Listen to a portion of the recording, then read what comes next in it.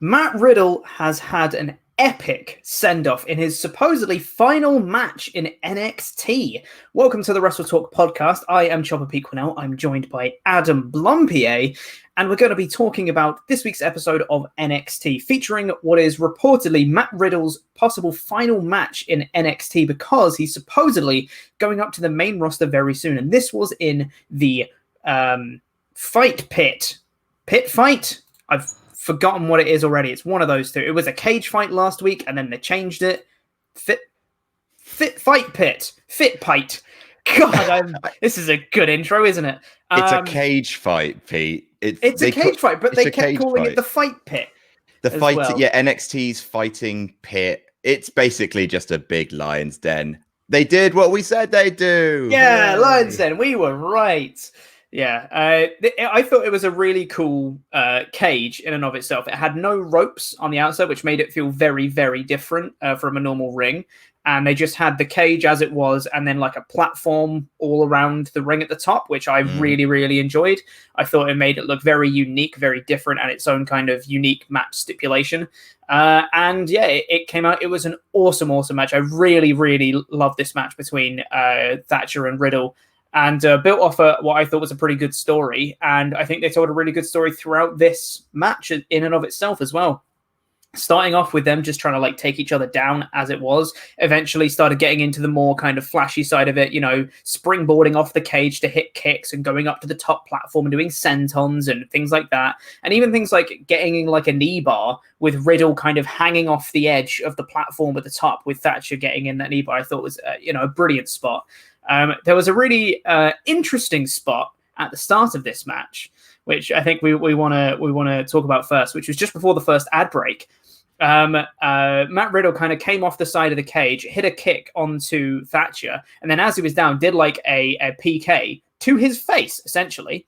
The cameras then cut away, and we see Thatcher pouring blood from his mouth.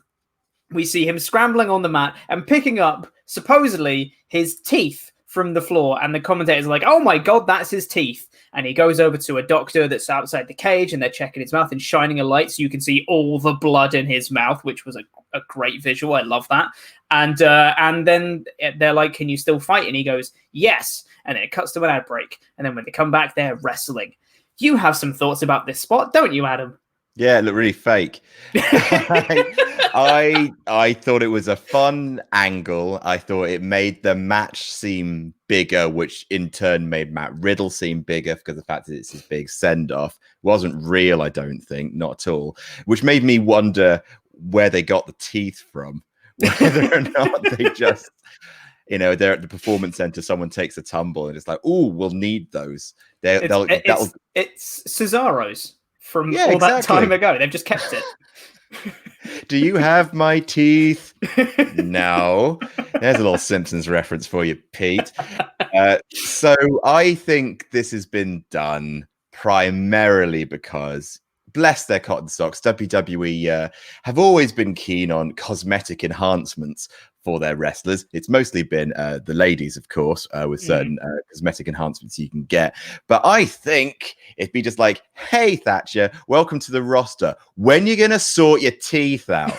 Because he's an amazing wrestler. We know this, but he's got easily the worst mouth of teeth in the entire roster. So I'm assuming this was done just so they could write him off TV for a little bit and get him to have some work done. I don't really believe for a second that actual teeth flew out of his mouth. Happy to be proven wrong. But no, the way that they set it up with the PK, with his back very clearly to the camera, the fact there was a cutaway, the fact that, so it just seemed like, did Kurt Angle just have a load of teeth in his pocket, just ready to give to Thatcher? Wrestling's all smoke and mirrors anyway, and I understand why they do it. I do think Thatcher's teeth are a little distracting. I say that as a man with perfect teeth myself. Of course, ding, and etc. Ding indeed. Your teeth are also excellent, Pete. They're fine. They look okay on the webcam. If you see them in person, they're not that good. But I think that's quite interesting, but I think it might be a different way. I think it might be a reason for them to justify why Thatcher has teeth missing. I think they might keep his mouth as it is, but they can say, oh, you see that gap in his teeth? That's from Matt Riddle, even though he clearly had that gap beforehand. I think they're probably just going to say, no, that was Matt Riddle, he did that. Look at that. Look at those horrible teeth. And they can build that into his heel persona, and he'll have that as like a mark of the trials that he's been through. Personally, I quite like the teeth missing. I think it really lends itself to Thatcher's character. I think when he comes down and he's got his mouth open, he's walking down to the ring, like storming down to the ring like he did on his entrance in this match, and like taking his jacket off. I think he looks super duper cool. And I'm like, I really don't want to fight that guy because it looks like he's been in about 70 fights already today. So yeah, I'm all on board the Thatcher train at this point. And Thatcher did end up winning this match in what I thought was a cool finish, which was he repeatedly tried to get on the chokehold onto Riddle. Riddle kept trying to throw him off. He managed to get him off one time. He did a senton with another one. But as he did that senton, while he was kind of sitting there after the senton, Thatcher just got up again and just grabbed in the chokehold once again and just dragged him down and didn't let go, and Riddle passed out. I thought it was a great sell from Riddle as well, just completely like passing out. And then as soon as he gets woken up, he's like, wait, what happened? Like, huh? Like, I'm just completely being unaware of everything that transpired before. I thought it was a really cool sell on Riddle's part. Very curious to see what happens with Riddle if he does go to the main roster now. I thought it was a great send-off, though. If it is his last match, I thought it's a great way for Riddle to go off. And a spot we can see on the screen now, hitting the floating bro, which is still one of the worst move names in history, off the top of the cage onto Thatcher was really cool. I love this match. Yeah, I liked it too. Don't get me wrong. I'm not an MMA guy. The MMA portion of the match, I understand why they had to have it in there. These guys showing true cred. But for me, like, WWE all the way. So the stuff that when they got onto the scaffolding, I thought that was good. Like the teeth spot, like a bit of story. I thought that was fun too. Kurt Angle, by and large, not really needed, but no. probably drew some mainstream eyes to the program. So his presence benefited both men, which I thought was the important thing. I will say, is that like 5 people who have a rear sleeper hold as their finisher in WWE now? Because it's like there's variations on it, but you got Asuka, Shayna, Samoa Joe, Karrion Kross, Timothy Thatcher. Just like I'm probably missing some, and I'm sure they're all different in like a tiny way. Like one puts your arm like that, and one does it in there, but the other one does it in there. I know, but like they all look the same. I just think that's interesting how like, suddenly there's this huge resurgence of the sleeper hold. That was because that's what that was a big finish of a match recently, wasn't it? Someone else was put to sleep. It was John Moxley, Brody Lee. There you go. There you go. Well, I thought, I didn't even think this came across as that was Thatcher's finisher necessarily, because he's been putting over the Kirifuda clutch, the Fujiwara armbar. He's been doing that in previous weeks. I'm still thinking that that's his finisher, but this was just a way to beat Riddle. I think it was kind of like a move that he did. I don't think it's necessarily going to be his finisher. At least I don't want it to be his finisher, just because I think the armbar really, it's still an armbar. Several other people have armbars as finishers, but I think his version of it looks so brutal and so good that I think it really sets him apart from others. So I really hope he does keep the armbar. What do you think about having this match type as like Thatcher's gimmick match, as his thing that he can do for big matches at some point down the line with other feuds that he enters as his own gimmick match to set him apart from everyone else in NXT?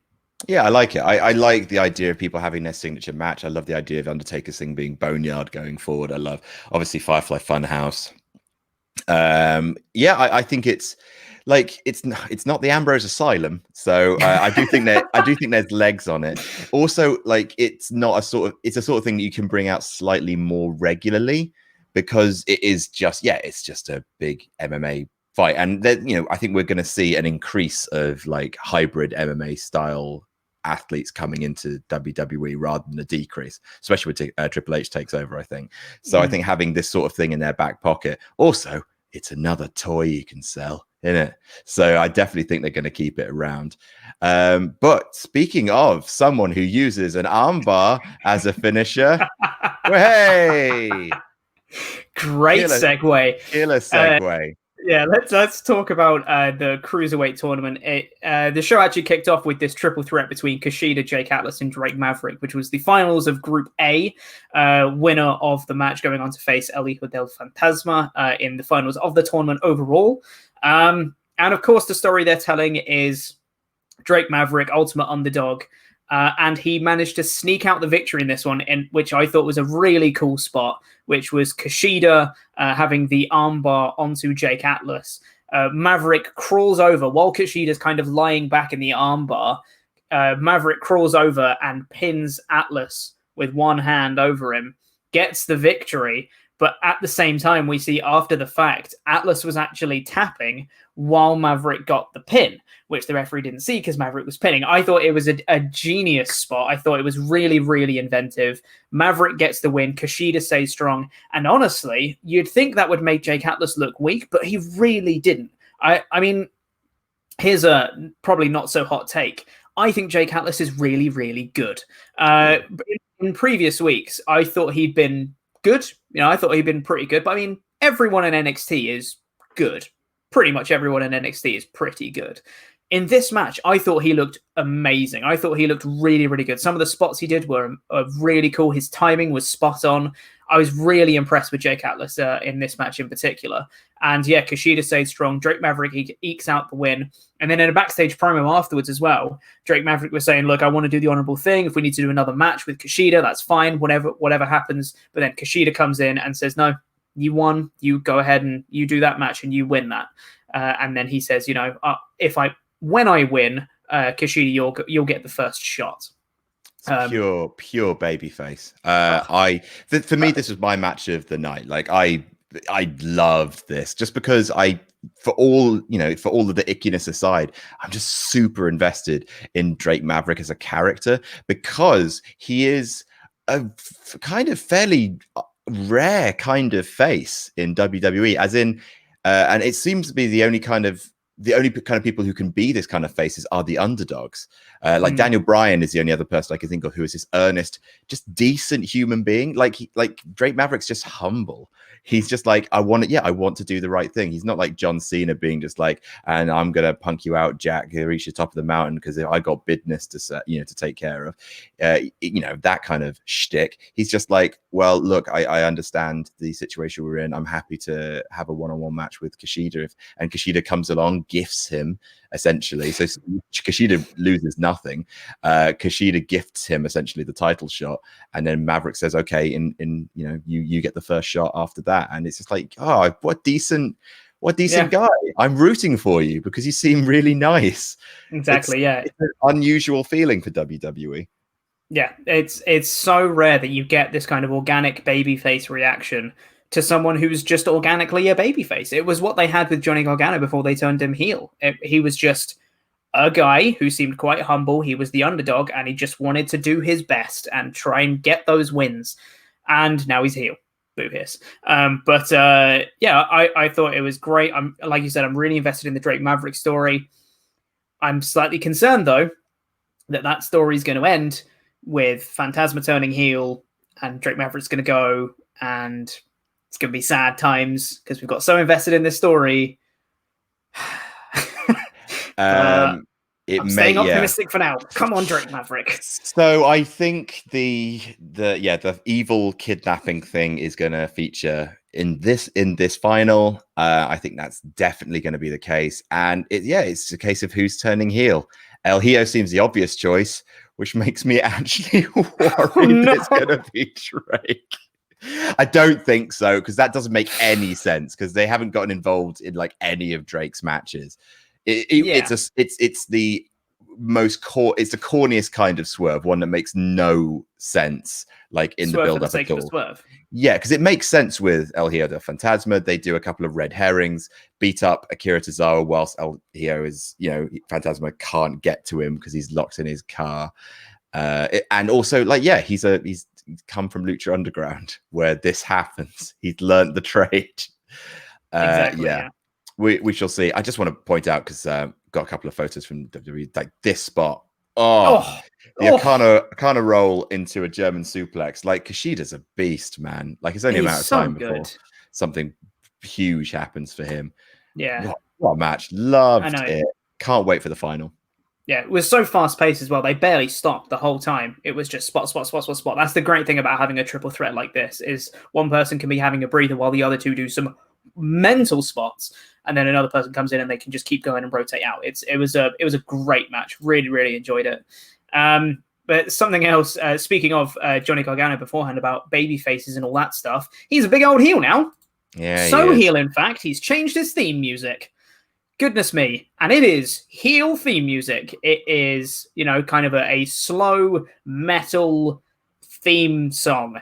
And I will say, I thought it was good. I don't think it's as good as his Rebel Heart theme song because that's great. When he turns babyface again and he goes back to Rebel Heart, that pop is going to be great. The first time someone hears the Rebel Heart theme song come back on, people are going to be like, good, Johnny, he's back. I like both of them having the same theme. I think that's smart. Like him and Candice both. Like, because they really are pushing them as a tag team. Seems to be. We were talking about the In Your House. Obviously, the special that's coming up very, very shortly, a week on Sunday. Mm-hmm. We thought it could be a mixed tag. It seems to be not the case because Candice is going to be going up against Mia next week. And then we're going to have Keith Lee versus Johnny Gargano for the North American Championship on TakeOver. Oh, yes, please. Unfortunately, we did have to get to that via this, which, oh no. Yeah, it was bad, wasn't it? Like actual bad. Yeah. Actual bad comedy from NXT. Like Gargano and LeRae came out, cut a promo saying they're great and all that jazz. And Johnny beat, who was it? I think I've got it written down. Oh, they were saying that they want to give opportunities to young people. And, he's still thinking that he's the babyface. He's like, we just want to give opportunities to people that deserve it. So he brings out Adrian Alanis. Yeah. Who, and he beats him in like 30 seconds because of course he does. He goes for a handshake and then, jukes him out and punches him and beats him with the Gargano escape. What I will say quickly, just before we move on to Mia Yim and Keith Lee, is I feel like Johnny, as this new heel character, could do with a new finisher or at least a different variation of the Gargano escape. I think just because it's so intrinsically linked to happy memories with people because he did that, with the crutch on Tommaso Ciampa at TakeOver New Orleans, and it's what him and Ciampa were using against the Revival when they won the tag titles. Like the Gargano escape just has so many happy memories associated with it. I think he needs to change it up when he's a heel into something that looks a bit more like brutal. Maybe he can change it up to, make it look stronger in some way.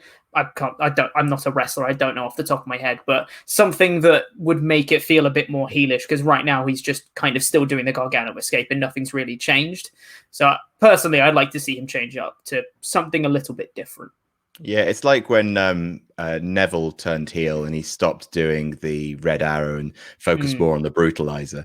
And that was just like, oh, yeah, it's a real character shift for him. Whereas, yeah, Johnny's been doing it. I mean, that's the thing is like it does look really painful. So like he's just kind of scowling when he does it now, which makes it heel. I think he needs like a high impact, sneaky, awful like impact finisher, like maybe something like a super kick to the back of the head or something like that, like a proper like a nasty piece of work kind of move. I love Candice LeRae's I can't remember what it's called. I think it's like the Wicked Stepsister or something like that. Yeah, something like that. The one where she basically just murders you by pulling your head back and then just stamping your head into the canvas. Like I think Johnny needs something like that. Yeah, that'd be really, really cool. But then it led into what we alluded to before. Some bad comedy. It was Mia Yim and Keith Lee mocking Gargano and LeRae's promo in their house that they did, and it wasn't very funny, which is really unfortunate. Keith Lee brought some flowers on the table, which were fake, and Mia Yim was like, oh, it's like the Garganos, because they're fake. And then they mocked the effects they used by shining a torch in their face, and then Yim was saying that LeRae's a bitch or something. I don't know. It wasn't a good promo in and of itself as well.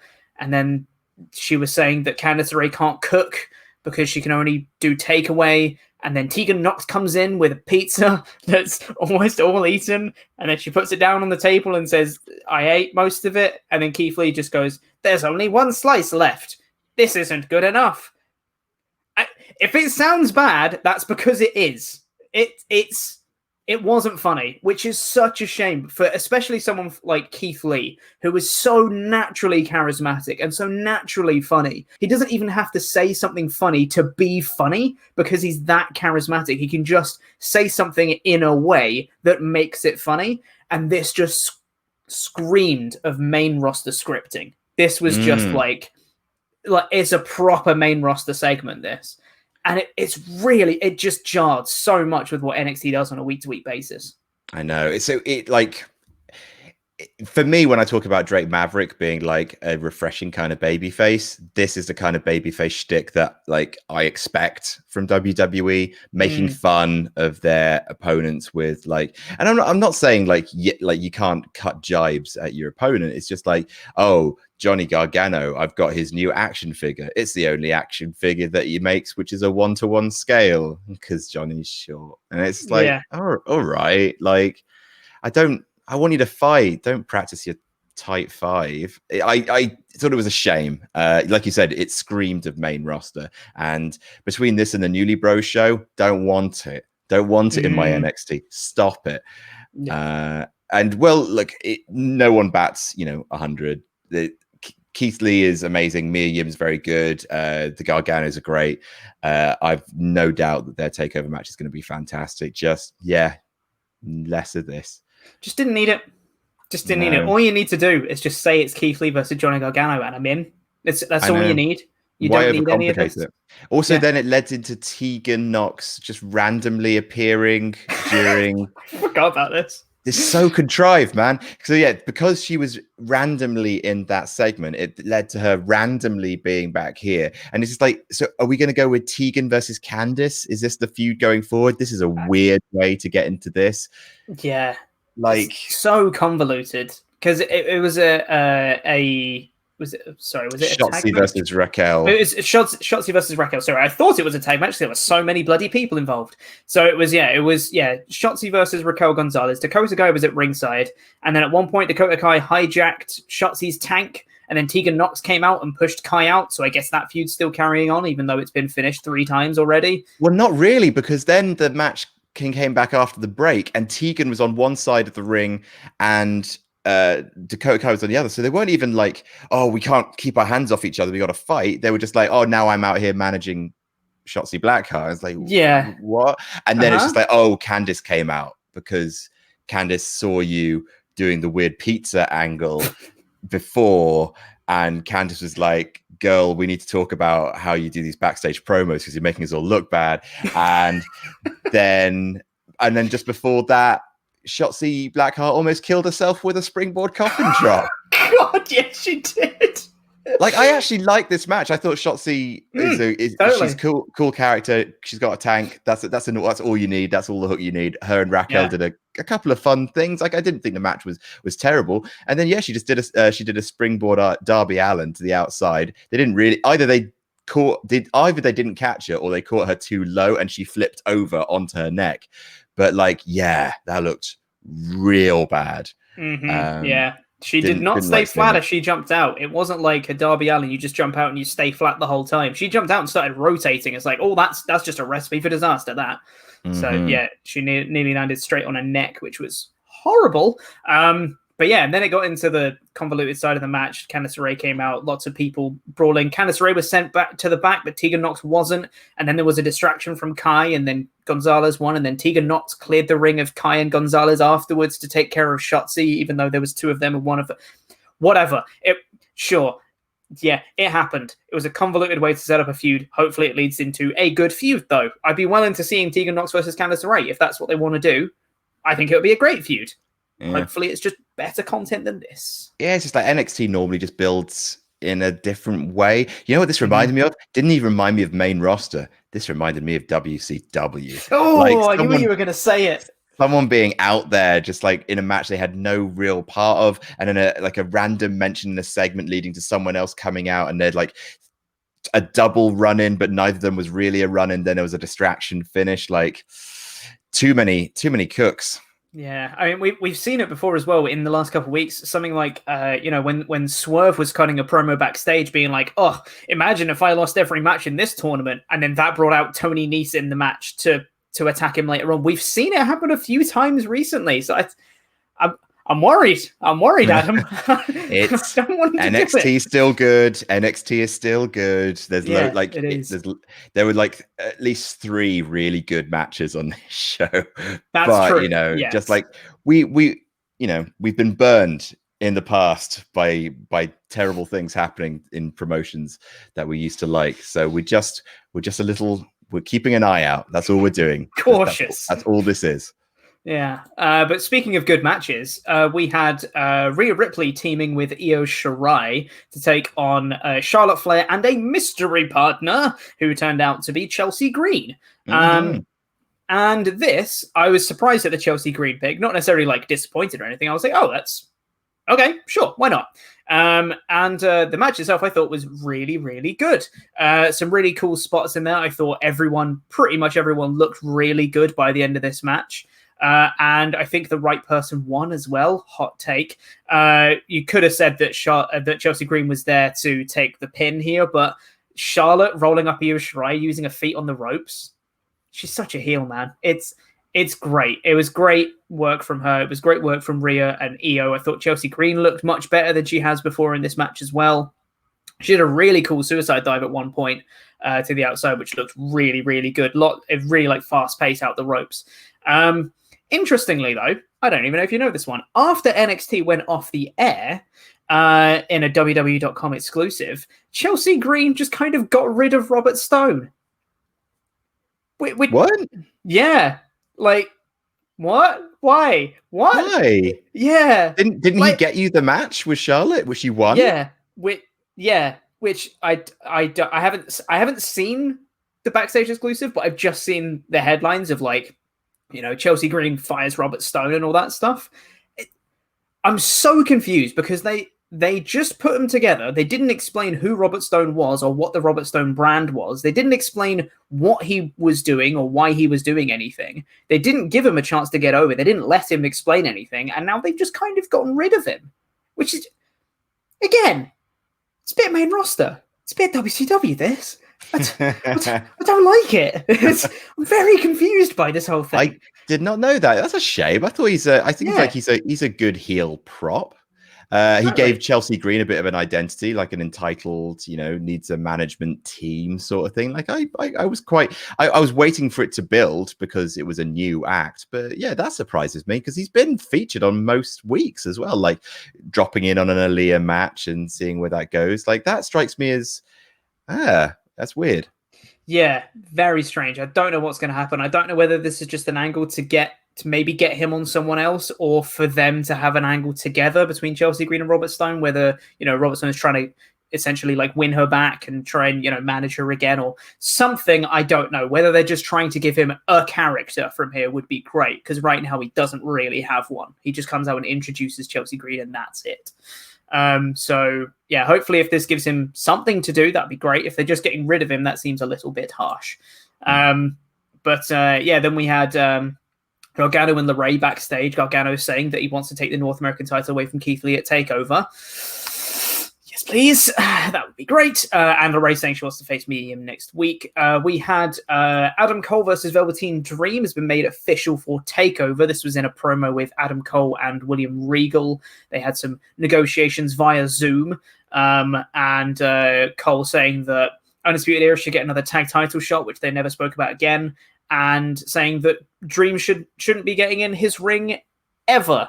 And then the stipulation was made that Dream's going to get one more shot at TakeOver, but if he loses, he'll never be able to challenge for the NXT Championship again while Cole is champion. I still think Cole's going to win that match. Yeah, me too. Yeah, that's not convinced me that Dream's going to win this at all.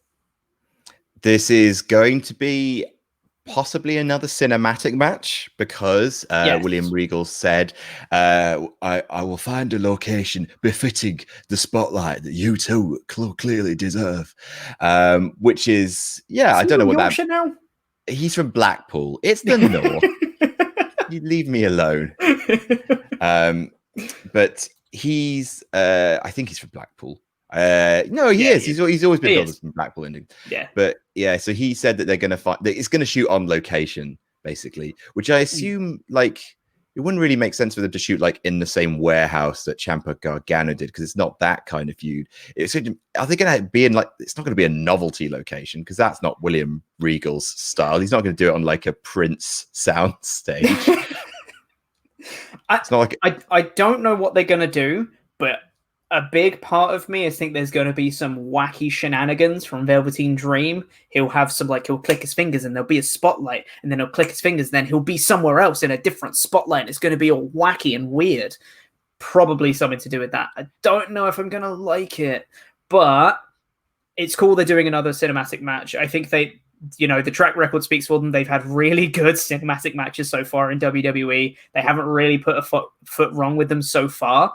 So I can't judge them too harshly right now. I think I'll have to wait and see how it goes. But yes, it does seem like Dream Co is going to be a cinematic match for Takeover. I'm here for it. That's fine by totally. me. Yeah. Which means then, would you think that would be the main event of the show? Or do you think they'd give that to something else? Well, just looking at it, I don't know what else would be the main. Like Gargano Lee is probably going to be the opener. Maybe. I don't think the women's triple threat is quite. Maybe because of Charlotte that they might close with that, because that has been a featured spot. So if it's not going to be the cinematic match, I would say it's probably going to be the women's triple threat. I don't think it's going to be this. I like it. No. Yeah, but I don't think it's going to be that. I'd be surprised. I think we're pretty much going to get Imperium versus Lorcan and Birch. They had a little vignette earlier in the night where they went to the pub. You can do that. You can't do that. It's lockdown. Go to the pub. I missed the pub. Why can't I go to the pub? Yeah, I want allowed the pub. to if I can't. And they went to the pub and got pints of water. Yeah, oh God. That was the bit that really bugged me. Like, I really liked this video package. I loved hearing, I think this is the first time we've heard Danny Burch talking ever in NXT. And I really like the characters they've got. They're just like, we like fighting, lol, pretty much. But yeah, they went to the pub and they got pints of water. I was like, guys, you had one job. Just give them beer. It's not hard. Like, it just fits the character so well. The idea that Danny Burch would go to a pub and get a pint of water. How dare you? What kind of fools do you take us for? Look at the man. He looked like he was born with a pint of Guinness in his hand. Yeah, but I really like the characters they've got, and the video package gave them a lot of character, which I really liked. Ciampa destroyed Leon Ruff in a squash match, and then it's going to be Ciampa Cross at Takeover, which we knew. And then it was the Riddle Thatcher main event, Fight Pit. Pit fight, pipe fit, that one, cage fight. I thought this was a really good show. I really liked it. I know I feel like we've been quite whingy about it in terms of like the Lee stuff and, you know, the convoluted booking and Robert Stone and all that stuff. But overall, it was a really good show. I'm super excited for Takeover, and I think this show helped that. I'm super looking forward to a lot of these matches, all of these matches. Let's be real. And I'm still looking forward to next week as well when we get stuff like Yim versus LeBray, which, despite the promo this week, I am still very much looking forward to. So, yeah, I can't fault it. It was a great show. Yeah, we nitpick because very often the good stuff is not necessarily the most interesting to talk about. Like, there's not much you can say like about a good match other than, and then this move happened, and this move happened, and this move happened. So we tend to pick up the stuff that we find kind of confusing, because that's a little bit more of a fertile like ground for conversation. But yeah, NXT, it was a good episode of NXT this week. I cannot In Your House. I think it looks like a great show. Really looking forward to it, and yeah, looking forward to seeing. So what are the big hooks for next week's NXT? You got Candice LeRae versus Mia Yim. Is there anything else? I don't know if they're doing the finals for the Cruiserweight tournament. I would have thought they'd have saved that for Takeover. but I don't think they've announced it either way yet. They did announce on the show that there's going to be some sort of basically video packages for the Triple Threat and for Cross Chamber, I believe, or maybe it was Dreamcall, one of the two, where there's going to have essentially like, what did they call it?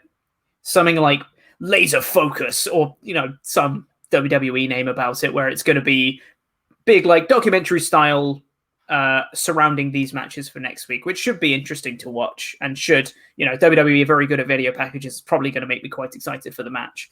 But yeah, I don't think there are any kind of big matchups aside from Yim LeRae. But I mean, they've already built a takeover, let's be real. So I'm already there.